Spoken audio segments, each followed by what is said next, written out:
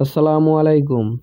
ইয়েমেনে বর্তমান পরিস্থিতি ৪ ডিসেম্বর ২০২৫ অনুযায়ী ইয়েমেনে চলমান গৃহযুদ্ধের এখন তিনটি প্রধান পক্ষ স্বয়ংক্রিয়ভাবে জড়িত। প্রধান সংঘর্ষরত পক্ষগুলো: ১.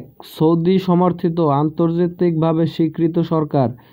এই সরকার আন্তর্জাতিক সম্প্রদায়ের স্বীকৃতি পেয়েছে এবং দেশটির কিছু অংশ নিয়ন্ত্রণে রাখার চেষ্টা করছে।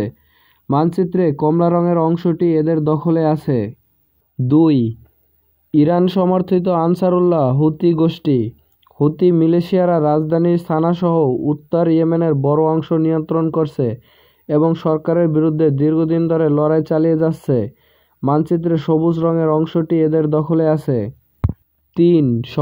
সংযুক্ত আরব আমিরাত সমর্থিত সাউদার্ন ট্রানজিশনাল কাউন্সিল এসটিসি এই গোষ্ঠী দক্ষিণ ইয়েমেনে আলাদা ক্ষমতা কাঠামো গড়ে তুলেছে এবং স্বায়ত্তশাসনের দাবিতে স্বয়ংক্রিয়।